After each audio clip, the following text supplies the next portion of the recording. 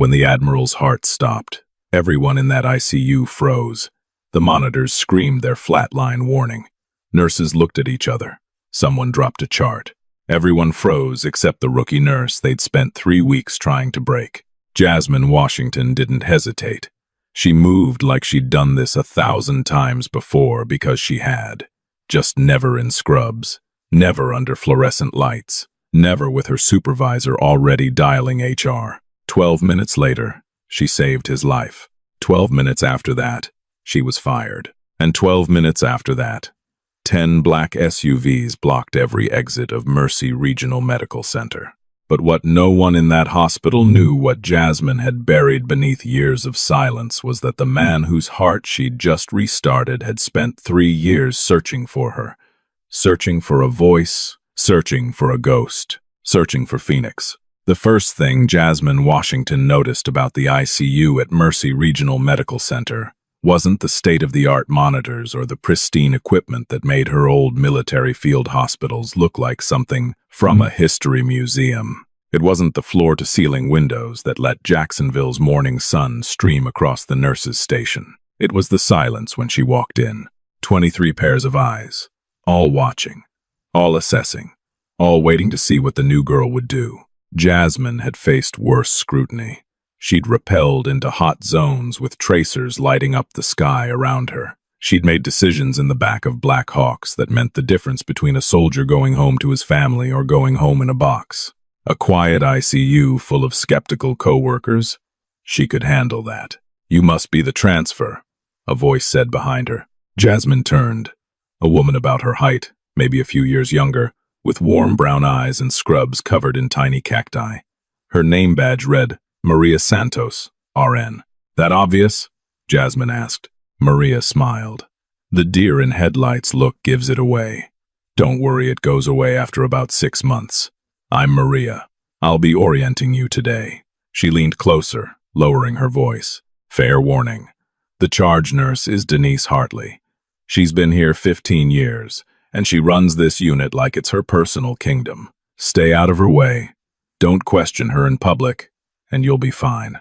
I appreciate the heads up. Also," Maria added, "never sit in the 3rd chair at the nurse's station. That's her chair. Trust me on this." Jasmine almost smiled. After 8 years in the Air Force, she knew about unofficial territory, about the unwritten rules that could make or break you. 3rd chair. Got it. Her first shift was a blur of new protocols, different equipment, and the quiet politics of a civilian workplace. So different from the military, where rank was visible and the chain of command was sacred. Here, power was subtle. A raised eyebrow, a sigh loud enough to be heard, a question phrased just wrong enough to make you doubt yourself. But she adapted. She always did. It was near the end of her shift when she caught a slight change in Mr. Patterson's breathing in Bay 8. Nothing the monitors picked up. Nothing anyone else seemed to notice. Just a feeling. Something in the rhythm of his chest that didn't sit right. "His O2 is dropping," she said quietly to Maria. Maria frowned, checking the monitors. "Numbers look fine. 94%. Pull his recent labs. Check his lactate." Something in Jasmine's voice made Maria move. 20 minutes later, they'd caught the early stages of sepsis. Mr. Patterson was transferred to the sepsis protocol. Antibiotics pushed. Disaster averted. "How did you know?" Maria asked afterward, genuine curiosity in her voice. The monitors didn't catch it for another 40 minutes. Jasmine shrugged, pulling her bag from her locker. "You learn to read people, to trust what you see over what the machines tell you." Maria studied her. "You weren't always a nurse, were you?" "I've always been a nurse," Jasmine said. The uniform just changed. She drove home that night through streets that still felt unfamiliar, to an apartment that still felt empty. On her refrigerator was a photo of an older woman with silver hair and kind eyes, her grandmother, the woman who'd raised her, who'd passed 2 years ago almost to the day. The uniform changed. Jasmine whispered to the empty kitchen, but the mission didn't. She fell asleep in 90 seconds. A combat nap skill that never left her. The kind of sleep that came from years of never knowing when you'd get another chance to close your eyes. In her dreams, There was always fire, always the sound of rotors, always the weight of someone else's life in her hands, and always, a voice she couldn't quite remember telling her to hold on. That help was coming. She wasn't hiding from her past. She was trying to become someone who deserved to survive it. Denise Hartley had a way of smiling that made Jasmine's skin crawl. It was the smile of someone who'd learned exactly how to appear professional while making your life hell. Washington. Denise called from the nurse's station, that smile firmly in place. I need you to take bays 4, 7, 11, and 12 today. Morales called in sick. Jasmine looked at the assignment board. 4 patients. 3 of them were the most difficult cases on the unit, a combative dementia patient, a family who'd already filed 2 complaints this week, and a man on a continuous drip that required vitals every 15 minutes. I'm also orienting a new resident at 1,400, Jasmine said carefully. Should I hand that off to someone else? Are you questioning my assignment? The smile never wavered, but something cold crept into Denise's eyes. No, ma'am. Just clarifying priorities. Your priority is following the assignment I give you. Is that going to be a problem? Jasmine recognized this game. She'd seen it before, in different uniforms, in different countries. Someone establishing dominance, making sure the new person knew their place. No problem, she said. Good. Denise's smile widened. And Washington, don't call me ma'am. I'm not your commanding officer. Jasmine felt something cold settle in her chest. No, she said quietly, meeting Denise's eyes. You're not. The day was brutal. The dementia patient, Mr. Chen, threw a water pitcher at her at 0900. The complaining family demanded to speak to her supervisor at 1,100. By 1400, she was running 40 minutes behind, and the new resident, Dr. Kevin Park, was waiting with obvious impatience. Sorry for the delay, she said, not sounding sorry at all. It's been a day. Dr. Park was young, couldn't be more than 28, with the nervous energy of someone still trying to prove themselves. No worries. I've heard you're the one to learn from around here. Who told you that? Maria. She says you caught a sepsis case before the monitors did. He fell into step beside her as they started rounds. How'd you learn to do that? Practice. What kind of practice? Jasmine was quiet for a moment. The kind where if you miss it, people don't get another chance. Something in her voice made him stop asking questions. It was later that afternoon when she noticed it, a medication error in Mr. Chen's chart. The dose was wrong. Not dramatically wrong. Not fatal, but wrong. And the initials on the order belonged to Denise Hartley. Jasmine handled it quietly. Changed the dose to what it should have been. Made a note. Didn't say a word to anyone, except the attending physician. But Denise knew. She knew because Denise always knew. And the way she looked at Jasmine across the nurse's station that evening said everything words wouldn't. You think you're better than me. You think you're special. I'll show you what happens to people who think they're special. Washington. Denise's voice cut through the unit. The supply room needs restocking. Handle it. I'm in the middle of. Jasmine went.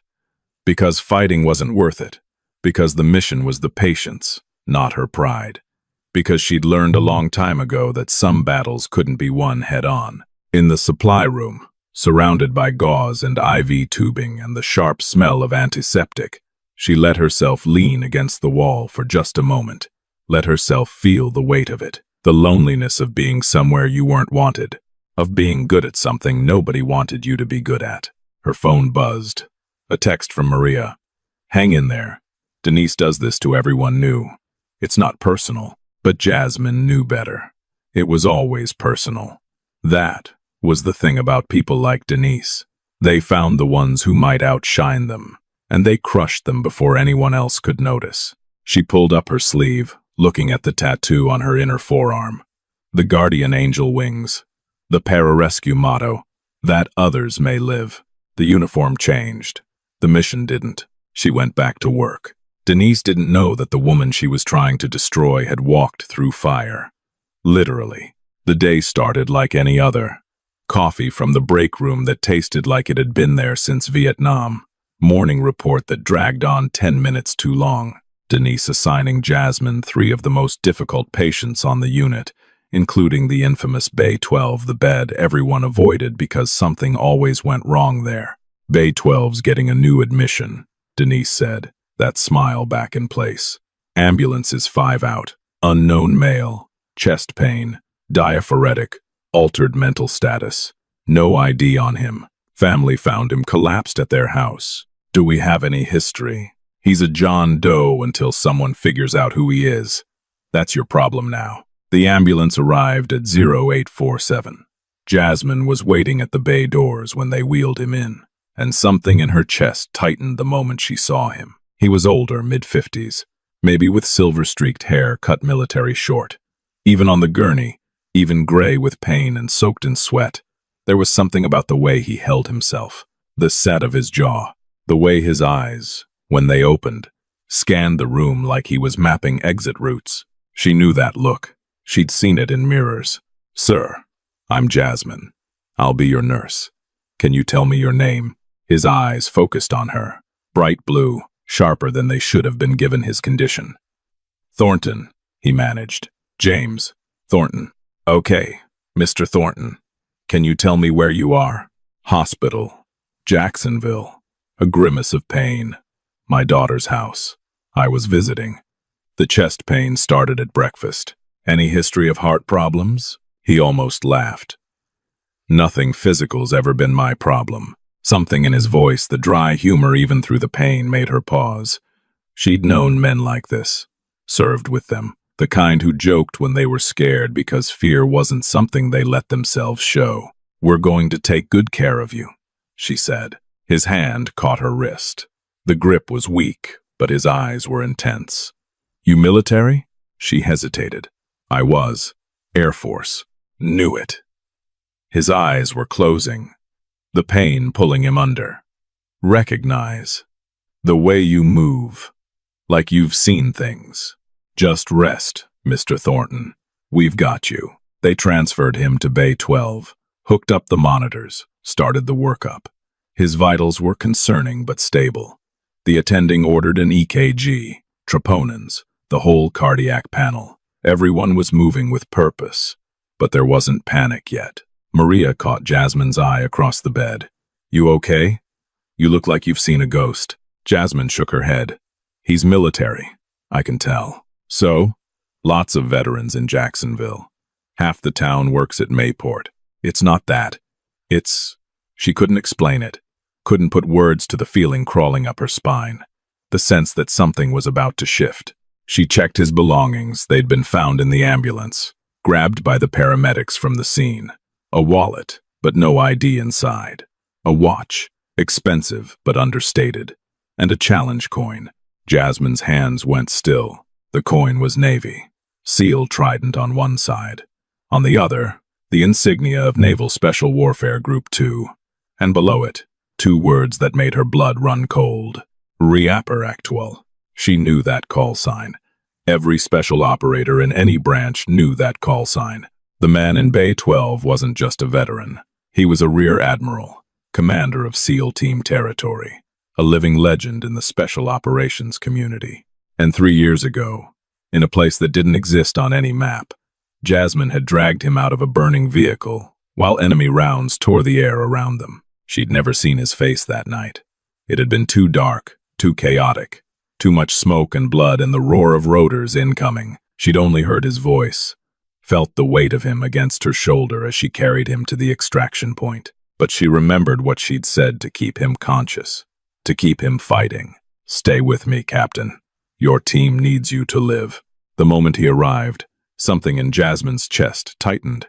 She'd seen those eyes before, in the dark, in the fire. The monitors started screaming at 0859. 1 second, James Thornton was resting. Eyes closed, vitals stable. The next, the cardiac monitor erupted into chaos. A jagged, chaotic rhythm that Jasmine recognized immediately. Ventricular fibrillation. His heart wasn't beating. It was quivering. "V-fib," she called out, already moving. "I need a crash cart in Bay 12. Now." For 1 terrible second, everyone froze. The other nurses looked at each other, looked toward the nurses' station where Denise was on the phone, looked at Jasmine like they were waiting for permission. Jasmine didn't wait. She was on the bed, hands positioned on the Admiral's chest, compressions starting before anyone else moved. Her mind shifted into a mode she hadn't used in years, combat medic mode. The chaos around her faded. The sounds became distant. There was only the patient, only the mission. Starting compressions. I need epi. 1 milligram. Push it now. Charge the defibrillator to 200. Shouldn't we wait for one of the nurses started? We don't have time to wait. Jasmine's voice was steel. His heart doesn't care about hierarchy. Push the epi. Now. Something in her tone made them move. The crash cart arrived. Someone was drawing up the epinephrine. Dr. Park appeared from nowhere, eyes wide, taking in the scene. What do you need? He asked. Help me intubate if we don't get him back. Get ready on the ambu bag. She never stopped compressions. 100 beats per minute.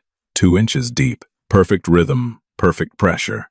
The way she'd done it in desert dust and mountain snow and the backs of helicopters that shook like they were coming apart. Epi's in. Charging. 200 joules. Everyone clear. She pulled back. The shock delivered. The Admiral's body arced off the bed. The monitor showed. Nothing. Still VFib. Continuing compressions. Another round of epi. Charged to 300. Denise appeared in the doorway. Phone still in hand. Face twisted with fury. What the hell do you think you're? Not now. Jasmine didn't even look at her. Either help or get out. The second shock. The third. 4 minutes of compressions. 5. Maria was crying. Dr. Park was pale. Even Denise had gone quiet. And then, the rhythm changed. Chaotic became organized. The sharp peaks of VFib smoothed into the steady mountains and valleys of a heartbeat. We've got a rhythm. Someone breathed. Sinus touch. Heart rate 112. Blood pressure coming back. He's with us. Jasmine felt the Admiral's pulse under her fingers. Strong, steady, alive. And then his eyes opened. For a long moment, he just stared at the ceiling, confusion clouding his features. Then, his head turned, his gaze finding Jasmine, and something shifted in his expression. That voice, he whispered. Jasmine's blood went cold. His hand shot out, grabbing her wrist with surprising strength for a man who'd just been dead for 4 minutes. That voice, he repeated. Phoenix, you're the one. You pulled me out. Sir, you need to rest. I spent 3 years trying to find you. His eyes were bright with something she couldn't name: gratitude, recognition, wonder. And here you are, my guardian angel. Behind her, she heard a sharp intake of breath. She turned to see a man in the doorway, silver-haired, built like a linebacker, dressed in civilian clothes that couldn't hide the military bearing underneath. His eyes were fixed on her forearm, where her sleeve had ridden up during compressions, where the guardian angel tattoo was clearly visible. The man's face went white. Master Chief? Someone asked. Master Chief O'Brien, are you okay? The man called O'Brien didn't answer. He just pulled out his phone and walked away, already dialing. When he grabbed her wrist and whispered a single word, a call sign, the blood drained from the Master Chief's face. Jasmine was still at the Admiral's bedside when Denise returned with Patricia Okonkwo, the nursing director. Both their faces were set in stone, the expression of people who'd already made a decision and were just going through the motions. Miss Washington, Patricia said, her voice professionally neutral. I need to speak with you, privately. I'm with a patient. Maria can cover. This can't wait. The walk to Patricia's office felt like a march to execution. Jasmine had done enough of those walks in her life to debriefs after missions gone wrong, to meetings where they told her someone wasn't coming home, but this one felt different. Smaller, somehow. Meaner. They sat her down in a chair that was too soft. Patricia behind the desk. Denise standing by the door like a prison guard. Miss Washington, Patricia began. We're terminating your employment effective immediately. The words hung in the air. Jasmine felt them land but couldn't quite make them real. May I ask why? Denise's voice cut in, sharp and satisfied. You endangered a patient by practicing outside your scope. You took over a code without authorization. You gave orders to other nurses and a physician. The patient is alive. Denise's eyes narrowed. That's not the point. That's exactly the point. Jasmine's voice was quiet, steady. The way it always got when everything inside her was screaming. It always was. Patricia shifted uncomfortably. Miss Washington, I understand you have military experience, but this is a civilian facility. We have protocols, chain of command. You can't simply take over. A man was dying. I have 8 years of experience saving people in conditions that would make this ICU look like a spa day. Was I supposed to wait for permission while his brain died? You were supposed to follow procedure, Denise said. But that's the problem with you military types, isn't it? You think you're better than everyone else. Think your experience makes you special. Jasmine looked at her, really looked, and, for the first time, she understood. This wasn't about protocol. It wasn't about protecting patients. This was about a woman who'd spent 15 years building a kingdom and couldn't stand watching someone else be competent in it. I'll need your badge, Patricia said. Security will escort you to collect your things. Jasmine stood slowly, unclipped her badge, set it on the desk with careful precision. For what it's worth, she said. The man in Bay 12 is Rear Admiral James Thornton, commander of Naval Special Warfare Group 2. One of the most decorated officers in the United States Navy. She paused at the door. But you're right. Saving his life was definitely outside my scope. She left before either of them could respond. The security guard was young, maybe 22, clearly uncomfortable with his assignment. Jasmine let him walk her to the locker room, let him stand outside while she gathered her things. It didn't take long. She'd never been one for personal effects. Maria was there. Tears streaming down her face. This is wrong. This is so wrong. You saved that man's life, and they're punishing you for it. It's okay, Maria. It's not okay. She saved that man's life while Denise was on the phone with HR. Maria. Jasmine took her friend's hands. Thank you. For being kind to me. For being the only one who was. What are you going to do? Jasmine smiled, though it didn't reach her eyes. Same thing I always do.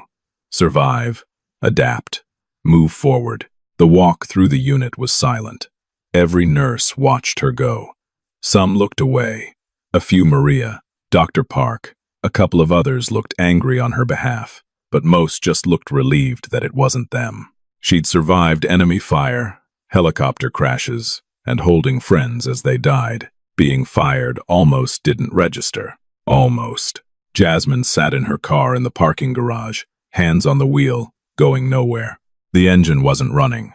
The radio was off. She just sat there, staring at nothing, feeling the weight of everything she'd tried to leave behind settling back onto her shoulders. 8 years in some of the most dangerous places on Earth. Over 200 combat rescues. An Air Force cross for walking 9 miles through hostile territory with a wounded pilot on her back. All of it.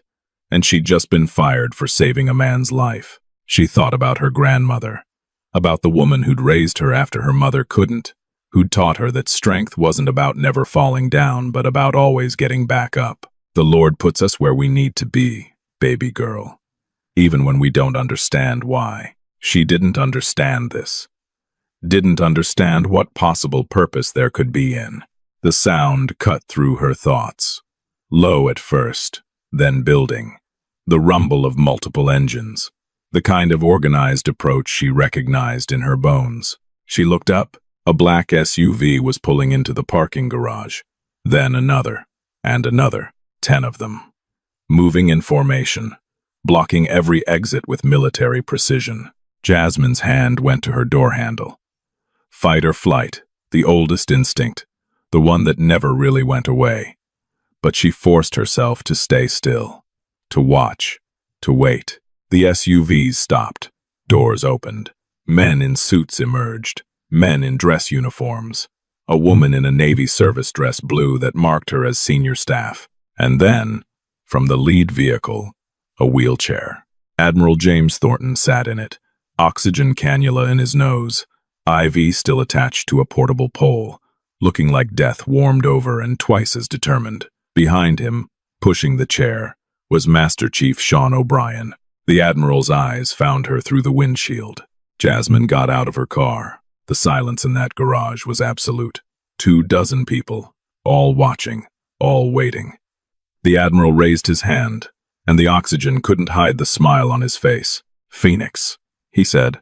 "Admiral." Her voice was steady. Her hands weren't. "You should be in bed. I should be dead." He gestured for O'Brien to push him closer. "Twice now. I should be dead. And twice now. You've had other ideas. 3 years." His voice cracked on the words. 3 years I've been looking for you, putting out feelers, calling in favors, trying to find the woman who carried me out of hell and told me my team needed me to live. He shook his head. "And here you are, saving my life again. Getting fired for it. It's fine, Admiral. I'll find another job." "It's not fine." Something fierce came into his eyes. "It is not fine. Do you understand what you did for me? For my men? Do you have any idea how many families are whole because of what you did that night? I was doing my job. You were doing more than your job. You were being extraordinary when ordinary would have been enough. That's who you are, Technical Sergeant Washington." He used her rank deliberately. "That's who you've always been." Behind them, more people were emerging from the vehicles. NCIS agents, representatives from SEAL team leadership, a JAG officer, and a woman in civilian clothes who Jasmine didn't recognize but who had the bearing of someone used to being obeyed. "The hospital's CEO is in that conference room," the Admiral said, pointing toward the building, "along with the administrator who fired you and the nurse who wanted you gone. I've asked them to wait. You can't. I'm a flag officer of the United States Navy. I can do whatever I damn well please." His smile softened. "But I'm not here to order anyone around. I'm here to tell the truth. The question is whether you'll let me." Jasmine looked at him. At the convoy. At the people who'd come because a warrior had called them. Because honor still meant something to people who lived by it. "Why?" she asked. "Why does it matter so much?" The Admiral was quiet for a moment. When he spoke, his voice was thick. "Because I have a daughter about your age. Because I went home to her and her kids because of what you did. Because there are 4 SEAL families who still have fathers because of you." He reached out and took her hand. "And because warriors don't leave their own behind. Ever. That's what you taught me that night in the fire. I'll be damned if I forget it now." The convoy didn't come to arrest her. They came because warriors don't leave their own behind. Conference Room B was standing room only. Hospital administration filled one side of the table, the CEO, Patricia Okonkwo, a nervous-looking HR representative, and Denise Hartley, whose confident expression was starting to crack around the edges. On the other side, the Admiral in his wheelchair, Master Chief O'Brien, the JAG officer, and a woman who'd finally been introduced as Senator Margaret Collins, chairwoman of the Armed Services Committee and an old friend of Thornton's. Jasmine stood near the door, trying to be invisible, failing. "I want to be clear," the Admiral said, his voice carrying despite the oxygen, "that I'm not here to threaten anyone. I'm here to tell you who you fired." The CEO, a man named Richard Hartwell, shifted uncomfortably. "Admiral, we certainly appreciate your service, and we're grateful for Miss Washington's assistance during your medical emergency." Assistance. The Admiral's laugh was sharp. "That what we're calling it now. When a woman with 8 years of combat rescue experience runs the cleanest code your ICU has ever seen, saves the life of a flag officer, and gets walked out by security 45 minutes later, that's assistance. There were protocol violations. Let me tell you about protocol." The Admiral leaned forward in his wheelchair. 3 years ago, my team was pinned down in a place that doesn't exist, fighting an enemy that's not supposed to be there. Our extraction was shot down. We were outgunned, outmanned, and out of options. I took shrapnel to my leg, couldn't walk. My men were considering leaving me behind because that's what I ordered them to do. The room was silent, and then she came. His voice softened. Out of the fire, out of the smoke, a woman I'd never seen, wearing guardian angel wings, telling me to stay with her, that my team needed me to live. She pulled me from a burning vehicle. She carried me while rounds hit the dirt around us. She called in extraction. She saved my life and the lives of 3 other SEALs that night." He looked at Jasmine then, and there were tears in his eyes. For that, she received the Air Force Cross, second highest honor our Air Force can bestow. She has over 200 documented combat rescues. She has a Purple Heart and a Bronze Star with valor. She has spent 8 years going into places most people can't imagine and bringing our people home. He turned back to the table. "And you fired her for saving my life." Again, the silence that followed was absolute. Master Chief O'Brien spoke next. "When the Admiral coded, I was in the hallway. I heard her voice, giving orders. Heard the same voice I heard 3 years ago in that firebase, telling men to hold on, telling them help was coming. And then I saw the tattoo." He looked at Jasmine with something like reverence. "That's her. That's the voice. I've heard it in my dreams for 3 years. This is..." Denise's voice cracked. "This is ridiculous. She broke protocol. She saved a life." Patricia Okonkwo's voice was quiet, but something had changed in her expression. "While I was listening to a report about procedure, she was saving a life." "Patricia." "No, Denise." The nursing director stood slowly. "I've heard enough. I've heard enough for 3 weeks, actually. About Miss Washington, about every other new nurse you've had concerns about every competent professional who's walked through our doors and somehow found themselves unable to meet your standards. I was trying to protect the unit. You were protecting yourself." Patricia's voice was harder now. "And I let you, because it was easier than asking questions." The CEO cleared his throat. "Miss Washington, on behalf of this hospital, I want to offer you your position back, with a formal apology." In writing, Jasmine looked at him for a long moment, then at Denise, whose confident mask had finally shattered into something like fear. Then at the Admiral, who nodded once. "Thank you, sir," she said.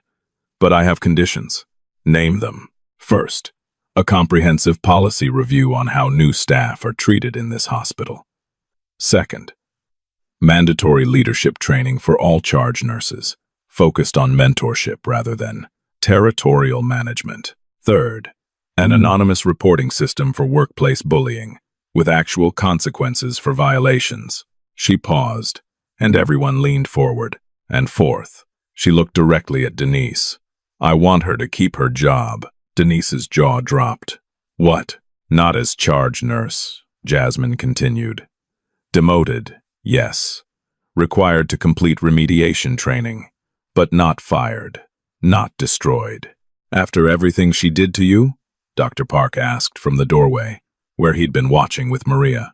Jasmine's eyes never left Denise. "My mentor died saving me. A man named David Mitchell. Call sign Anchor. He taught me something I'll never forget. Losing isn't about punishment. It's about learning. Everyone deserves the chance to learn." She turned back to the CEO. "Those are my conditions." The Admiral was smiling. "And that," he said quietly, "is why she holds the Air Force Cross. Not because she knows how to fight, because she knows when not to." 3 weeks later, Jasmine received a letter from Admiral Thornton. It contained a challenge coin, his personal coin, the one carried by Reaper Actual himself, and 2 words, "Thank you." Underneath, in different handwriting, someone had added, "Welcome home, Phoenix." The morning sun streamed through the windows of Mercy Regional's new Trauma Response Training Center, painting gold across the faces of 20 nurses gathered for their first session. Jasmine stood at the front of the room, no longer in scrubs but in the simple professional attire of a program director. "Welcome to Tactical Medicine for Civilian Settings," she said, scanning the faces before her. A mix of experienced nurses and new graduates, some curious, some skeptical, all about to learn something that might one day save a life. By the end of this course, you'll understand how to respond to critical situations with the kind of speed and precision that can mean the difference between a patient going home or not going home at all. In the back of the room, Maria Santos sat with a notepad, already scribbling.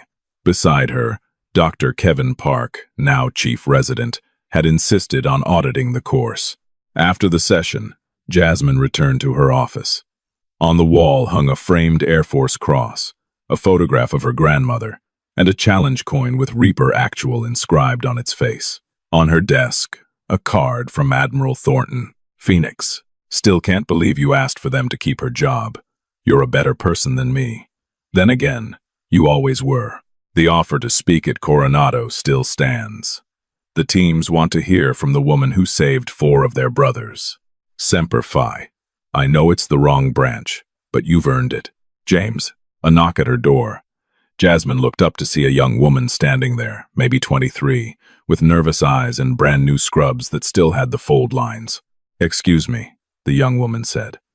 "I'm sorry to bother you, but is this the ICU? I'm supposed to start today, but I think I'm lost. This place is huge and everyone seems so busy, and I don't want to ask because they all look like they know what they're doing, and I—" "Take a breath," Jasmine said gently, rising from her desk. The young woman stopped, breathed. "Sorry, I'm just nervous, I guess. It's my first day." Jasmine smiled. The real kind. The kind that reached her eyes. "What's your name?" "Amanda. Amanda Chen." "Well, Amanda Chen." Jasmine came around her desk and put a hand on the young nurse's shoulder. "Let me tell you something. Everyone here was new once. Every single person on this floor had a first day. Had moments when they felt lost and scared and like maybe they'd made a mistake. Even you? Especially me." Jasmine guided her toward the door. "Come on, let me show you around. The ICU is this way, and there's a charge nurse named Maria Santos who's been waiting to meet the new staff. She's good people. She'll look out for you." They walked through the halls together, the veteran and the beginner, the Phoenix and the Spark. And if anyone had been watching, they might have noticed that Jasmine Washington moved differently now, not with the coiled tension of someone waiting for the next attack, but with the quiet confidence of someone who'd finally found where she belonged. "One more thing," Jasmine said as they approached the ICU doors. "The 3rd chair at the nurse's station? You can sit there now. Trust me on this." Amanda looked confused. "Is that important?" Jasmine's smile widened. "It used to be. Not anymore." The doors opened. The sounds of monitors and voices and life flowed around them. And somewhere in the distance, Jasmine could swear she heard her grandmother's voice, carried on the morning light. "The uniform changed, baby girl, but you never did." Sometimes life teaches us that the people who shine brightest aren't the ones seeking the spotlight. They're the ones working in the shadows, doing what's right when no one is watching, carrying others through fires both literal and figurative. Jasmine Washington never set out to be a hero. She just kept showing up, kept doing her job, kept living by a code that most people had forgotten existed. And when the moment came when a heart stopped and everyone else froze, she didn't wait for permission. She didn't worry about politics or protocol or what it might cost her. She just moved, because that's what honor looks like in action. Not the medals or the recognition or the black SUVs in the parking lot. Honor is who you are when no one's looking, when there's no reward for doing right and plenty of reasons to stay silent. The people who live that way, the right people always see them. Eventually, what Jasmine discovered was something we all know but often forget. You can't control what others see in you. You can only control who you choose to be. And if you choose to be someone worth finding, sooner or later, the right people will find you. If this story touched your heart, if it reminded you that quiet strength is still strength, that doing right matters, even when it costs you, then share it with someone who needs to hear it today. Because somewhere out there, there's another Phoenix waiting to rise. And maybe they just need to know they're not alone.